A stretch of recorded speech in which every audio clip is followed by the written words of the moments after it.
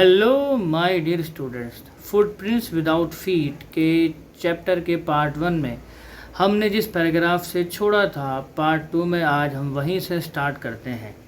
तो बुक है आपकी फुटप्रिंट्स विदाउट फीट, चैप्टर का नाम भी फुटप्रिंट्स विदाउट फीट और उसका पार्ट 2 और लास्ट पार्ट आज हम करेंगे। हेलो दोस्तों, अगर आपको वीडियो पसंद आती है तो चैनल को सब्सक्राइब कीजिएगा और लाइक और शेयर करना ना भूलिएगा। चलिए आगे बढ़ते हैं। तो पिछले पार्ट में हमने जहाँ से छोड़ा था वहीं से लेते हैं कि जो हमारा ग्रिफिन है वो विजिबल होना चाहता था। जो ड्रूरी लेन के थिएटर वर्ल्ड में वो जाता है, वहाँ पर एक सूटेबल शॉप मिलती है, वहाँ से वो कुछ कपड़े, बैंडेजेस, हैट पहन करके नीचे आता है और जो दुकानदार है उसको दिखाई दिए बिना वो वहाँ से भाग जाना चाहता था। तो उसने दुकानदार के पीछे से बड़े केयरलेसली अटैक किया और जब वो बेहोश हो गया तो उसके काउंटर से सारा का सारा रुपया लेकर के वो भाग गया। ये पार्ट हमने यहाँ से छोड़ा था। अब पार्ट 2 में हम इसके आगे का स्टार्ट करते हैं। Line to line, cut to cut, word to word. Eager to get away from crowded London. तो जो हमारा ग्रिफिन था वो लंदन की भीड़ भाड़ वाली जगह से तुरंत ही भाग जाना चाहता था। तो उसने क्या किया, ट्रेन का टिकट बुक करवा लिया आइपिंग विलेज के लिए और वहीं पर उसने जो है 2 कमरे बुक करवा लिए एक लोकल इन के अंदर। अब सीन ये है कि the arrival of a stranger at an inn in winter was in any case an unusual event. तो उस जगह पर इस मौसम में किसी अजनबी का आना दरअसल बहुत ही अनयूजुअल एक बात थी और वो अजनबी भी बहुत ही अनकॉमन अपीयरेंस वाला था। तो उसको देख कर के लोग तरह तरह की बातें करना शुरू कर देते हैं। मिसेस हॉल जो कि मकान मालिक की पत्नी थी, उसने हर एक एफर्ट किया कि वो ग्रिफिन के साथ में फ्रेंडली हो सके, मगर हमारे ग्रिफिन की कोई भी इच्छा नहीं थी बात करने की।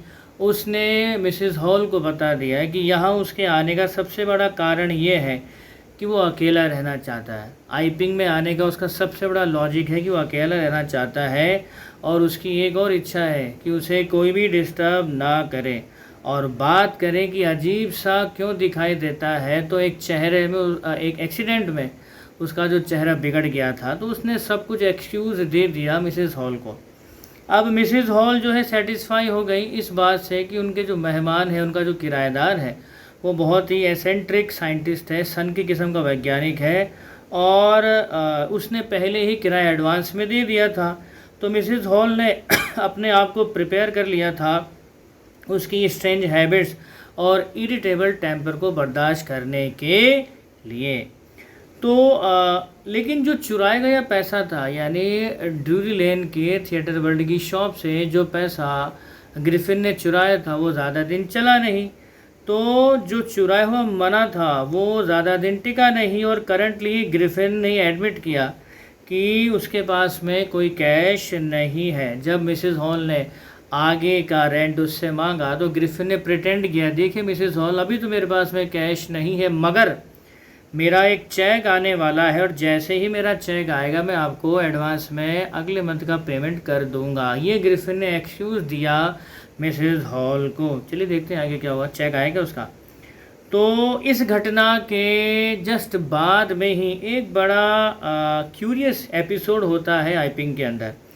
तो अल सुबह जो क्लर्जी मैन है वो अपनी पत्नी के साथ में अपने रूम में सो रहे थे। तो उसे जो है स्टडी रूम से कुछ आवाज़ें सुनाई देती हैं। तो वो रेंगते हुए डाउनस्टेयर्स आते हैं और उन्होंने सुना कि उनका जो स्टडी रूम से उनकी जो स्टडी रूम की जो डेस्क है वहाँ से कोई पैसे निकाल रहा हो। Because the chink of the money, the sound, पैसे निकालने की जो आवाज़ है, जो सिक्के होते हैं, that is called chink of the money. तो पैसों के निकालने की जो आवाज़ थी, जो खनक थी, वो बड़ी लाउड और क्लियर सुनाई दे रही थी।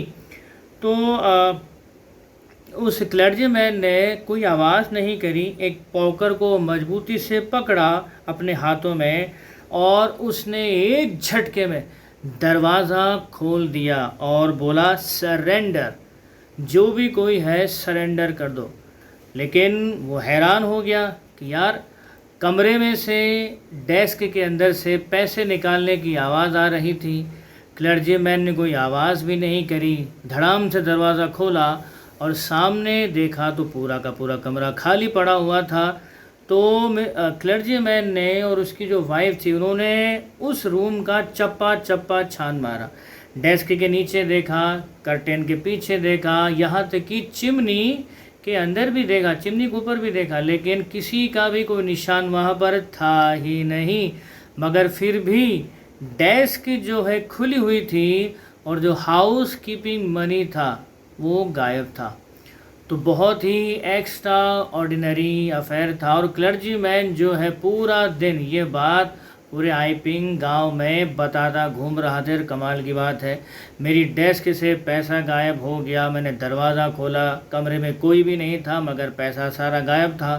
तो बहुत ही एक्स्ट्रा ऑर्डिनरी घटना घटी थी क्लर्जीमैन के यहाँ। लेकिन ये इतनी एक्स्ट्रा ऑर्डिनरी नहीं थी। जो एक्स्ट्रा ऑर्डिनरी घटना उसी दिन मिसेस हॉल के घर में घटी, उस घटना के बाद में, यानी कि क्लर्जीमैन के घर पे जो चोरी हुई थी उस चोरी के जस्ट बाद में हमारे मिसेस हॉल के घर पर भी एक बड़ी एक्स्ट्रा ऑर्डिनरी घटना हुई। और वो घटना क्या थी, आइए उस पर थोड़ा सा गौर कर लेते हैं। तो जो लैंडलॉर्ड की पत्नी थी यानी कि मिसेस हॉल थी, वो जो है उठ गई थी और उन्होंने देखा कि जिस कमरे में ग्रिफिन रहता था आज उस रूम का दरवाज़ा खुला हुआ था। आमतौर पर जो है ग्रिफिन इस दरवाजे को बंद करके लॉक करके ही रखा करता था और बहुत गुस्सैल भी था। अगर कोई उससे कमरे में ताक झाँक करे तो बहुत तेज़ गुस्सा उसको आ जाता था। लेकिन आज कमरा खुला हुआ था तो मिसेस हॉल को ऐसा लगा कि अपॉर्चुनिटी इतनी शानदार है कि इसे मिस नहीं करना चाहिए। तो मिसेस हॉल ने जो है अपने पति के साथ उस कमरे में झांक करके देखा। दे पीप्ड अराउंड द डोर। दे यानी मिसेस हॉल और उनका हस्बैंड दोनों ने कमरे में झांक करके देखा। तो उन्होंने डिसाइड किया कि यार दिखाई तो कोई दे ही नहीं रहा। तो फिर वो इन्वेस्टिगेट करते हैं कि यार ये सनकी सा वैज्ञानिक या पागल सा आदमी कमरा बंद करके आखिर कमरे में करता क्या रहता है। तो वो इन्वेस्टिगेट करना शुरू करते हैं रूम को। तो जो कपड़े थे जिसको पहना करता था वो तो बिस्तर पर पड़े हुए थे। उन्होंने हाथ लगा के देखा तो बिस्तर तो ठंडे थे, जो इस चीज़ को शो कर रहे थे कि शायद उसे यहाँ से गए हुए थोड़ा समय हो गया है, क्योंकि जस्ट अभी अभी उतारता तो कपड़ों में गर्माहट रहती, लेकिन वो बिल्कुल ठंडे पड़े हुए थे। और जो भी वो पट्टियाँ अपने सर पर बांधा करता था वो सारी की सारी यहीं पड़ी हुई है, यानी कपड़े भी पड़े हुए हैं, सर पर बांधने वाली बैंडेजेस भी पड़ी हुई है। इनको तो वो कभी उतारता ही नहीं था, तो आज इन सबको यहाँ पटक करके वो गया कहाँ है। अभी वो ये सब सोच ही रहे थे कि अचानक से मिसेस हॉल को अपने कान के पास एक स्निफ सूं सूं करके आवाज़ सुनाई देती है। तो एक मोमेंट के लिए तो वो सोचने लगी यार क्या हुआ। तभी जो है सामने जो बेड पोस्ट था वहाँ पर से हेड अचानक सी हवा में उड़ा और सीधा मिसेस हॉल के मुंह पर बड़ी तेज़ी से आगे लगा। और उसके बाद में जो बेडरूम की चेयर थी वो ज़िंदा हो गई और सीधा हवा में उछलते हुए मिसेस हॉल के पैरों पर ऑलमोस्ट आकर के लगी।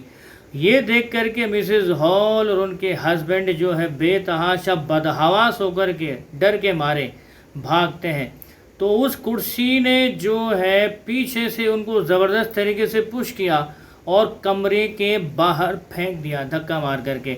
तो मिसेस हॉल और मिसेस हॉल के जो पति थे वो ऑलमोस्ट सीढ़ियों से गिरते गिरते बचे और जैसे ही वो रूम के बाहर निकले धड़ाम से दरवाज़ा बंद हो गया। तो मिसेस हॉल लगभग सीढ़ियों से गिर ही गई थी। वो पागलों जैसी हरकतें कर रही, हिस्टेरिक्स हो गई थी, यानी वो मिसेस हॉल सीढ़ियों से गिरते गिरते बची थी और पागलों जैसी हरकतें कर रही थी, मतलब बदहवास हो गई थी वो। और वो इस बात से कन्विंस थी कि हो ना हो उनके घर में जो है स्पिरिट्स ने कब्ज़ा कर लिया है और इन स्पिरिट्स का कहीं ना कोई कनेक्शन जो है उस आदमी से ज़रूर है। क्योंकि उस आदमी ने हीन स्पिरिट्स को यहाँ पर कुछ बुलाया या कुछ किया है, और जिसकी वजह से ये सारे स्पिरिट्स जो है उस घर के फर्नीचर में एंटर हो गई है। ये मिसेस हॉल ने एक बहुत ही फर्म अपने दिमाग में एक ओपिनियन बनाया आज जो घर में घटना हुई थी इसको लेकर के। तो मिसेस हॉल बड़ी परेशान थी, बड़ी उदास थी। उदास इस वजह से बेचारी बैठ कर के रो रही थी, वो मौन कर रही थी, रो रही थी। और इस चीज़ से उनको ज़्यादा दुख हुआ कि जिस कुर्सी ने आज उनके फटके मारे या जिस कुर्सी ने आज उन पर हमला किया था, ये दरअसल उनकी माँ की कुर्सी थी। इस कुर्सी पर उनकी माँ बैठा करती थी और आज तक उनकी माँ ने कभी उनको हाथ भी नहीं लगाया, और आज उनकी माँ की कुर्सी ने उनकी जो है पिटाई कर दी। तो इस चीज़ से बेचारी बहुत ज़्यादा इमोशनल ट्रॉमा में थी, और ये सोच सोच करके बेचारी बहुत ज़्यादा दुखी हो रही थी, रो रही थी, परेशान हो रही थी। तो जब पड़ोसियों को ये पता चला कि यार ऐसा ऐसा मिसेस हॉल के घर में हुआ है, तो सभी ने अंदाज़ा लगाया कि ये जो मिसेस हॉल के घर में आदमी रह रहा है, भाई साहब ये कोई साइंटिस्ट वाइंटिस्ट नहीं है, ये कोई जो है विज़र्ड है, कोई जादूगर है, और इस घर में विच क्राफ्ट कोई जादू टोना कर रहा है। लेकिन विच क्राफ्ट हो चाहे ना हो, क्लर्जीमैन के घर पर हुई चोरी और मिसेस हॉल के घर में जो घटना घटी थी, उन दोनों ही चीज़ों में इतनी ज़्यादा सिमिलैरिटी थी कि हो ना हो कहीं ना कहीं इन दोनों घटनाओं के पीछे शायद एक ही आदमी हो सकता है, और वो आदमी था ग्रिफिन। और लोगों का शक और ज़्यादा गहरा गया, ख़ास तौर से मिसेस हॉल का और मिस्टर हॉल का, जब अचानक से ग्रिफिन ने उनको जो है कैश दे दिया, नेक्स्ट मंथ का जो रेंट था ऐसा कैश दे दिया। हालांकि थोड़े समय पहले ही उसने इस चीज़ को एक्सेप्ट किया था कि उसके पास तो कैश है ही नहीं, तो चेक उसका आया नहीं, और कैश उसके पास में कहाँ से आया। तो लोगों ने 2 1 2 2 2 4 कर लिया, स्पेशली मिसेस हॉल ने। तो विलेज की जो कांस्टेबल था, गांव का जो कांस्टेबल था, उसको सीक्रेटली बुलावा भेज दिया गया कि भाई ऐसे ऐसे कोई आदमी है जिस पर हमें शक है कि ये जो है गलत आदमी है, कुछ न कुछ तो गड़बड़ है। तो कांस्टेबल को सीक्रेटली बुलावा भेज दिया गया। तो मिसेस हॉल के हस्बैंड जो है पुलिस को बुलाने चले गए हैं।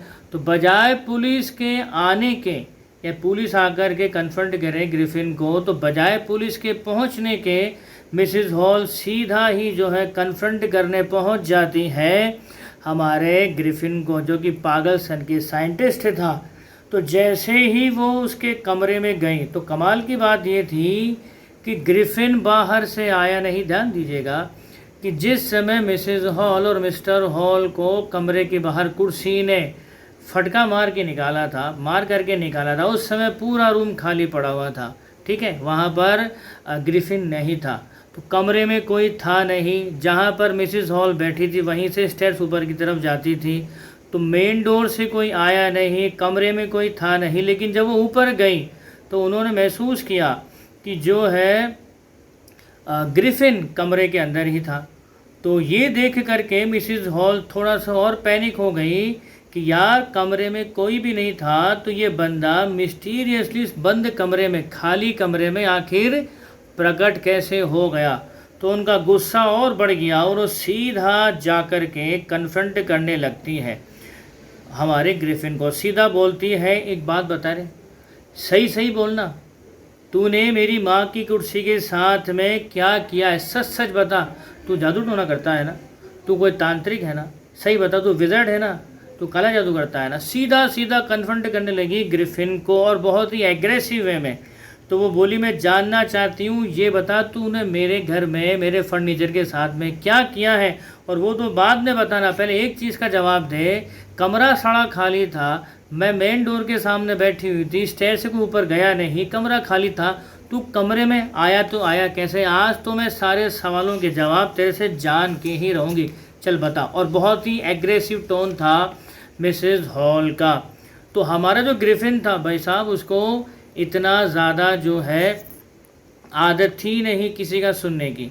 तो ग्रिफिन जो है बहुत ज़्यादा हाइपर हो गया और वो सीधा सीधा बोलता है कि बुढ़िया मेरा दिमाग खराब मत करे, तू नहीं जानती मैं कौन हूँ और मैं क्या कर सकता हूँ। इतना कहते ही वो चिल्लाने लगा। तो हमारी मिसेस हॉल को भी गुस्सा आ गया। वो सीधा बोलती कौन है तू, कौन है रे, क्या कर लेगा तू, चल बता कौन है। तो उसका एग्रेसिव टोन और हमारे साइंटिस्ट का सन की रवैया, इस चीज़ ने एक बहुत ही विस्फोटक स्थिति पैदा कर दी। तो हमारे साइंटिस्ट ग्रिफिन को गुस्सा आ गया और गुस्सा आता ही सीधे सीधे बोला अच्छा तू जानना चाहती बुढ़िया मैं कौन हूँ, चल देख, तू देख मैं कौन हूँ। और ऐसा कहते ही उसने सर पर लगा ही बैंडेज, विस्का, स्पेक्टेकल और फॉल्स नोज, ये सारे के सारे उतार करके फेंक दिए। ये सब करने में उसको लगभग 1 मिनट ही लगा होगा। तो ये शोर शराबा सुन करके अड़ोस पड़ोस के लोग भी आ गए थे। तो हॉरिफाइड लोग जो हैं डर गए कि यार ये जो सामने खड़ा हुआ है इस आदमी का तो सर ही नहीं है।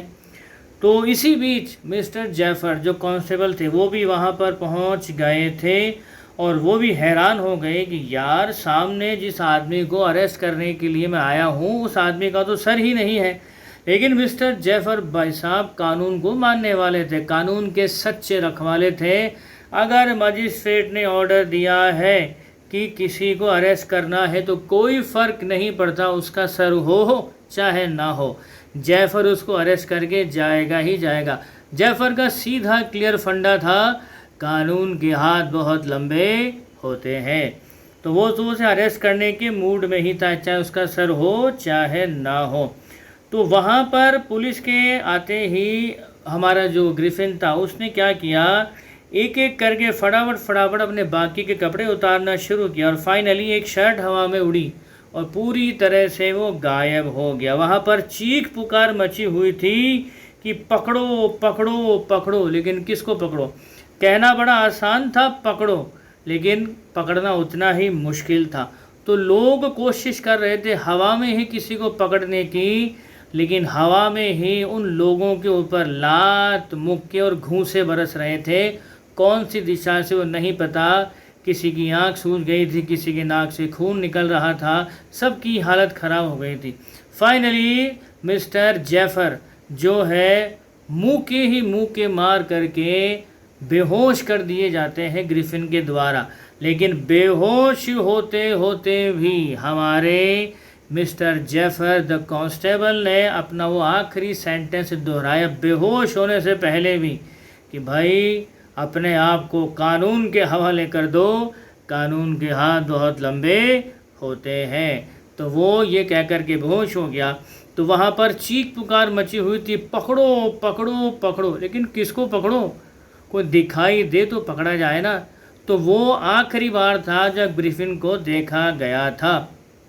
तो सारे के सारे लोग हैरान परेशान थे। उस दिन के बाद ग्रिफिन कभी किसी को दिखाई नहीं दिया। तो यहीं पर हमारा जो टेक्स्ट है वो तो ख़त्म होता है, लेकिन इसकी एक पर्टिकुलर जो वैल्यू है उसको हम यहाँ पर रिवील कर लेते हैं कि इस चैप्टर की थीम क्या है और मैसेज क्या है।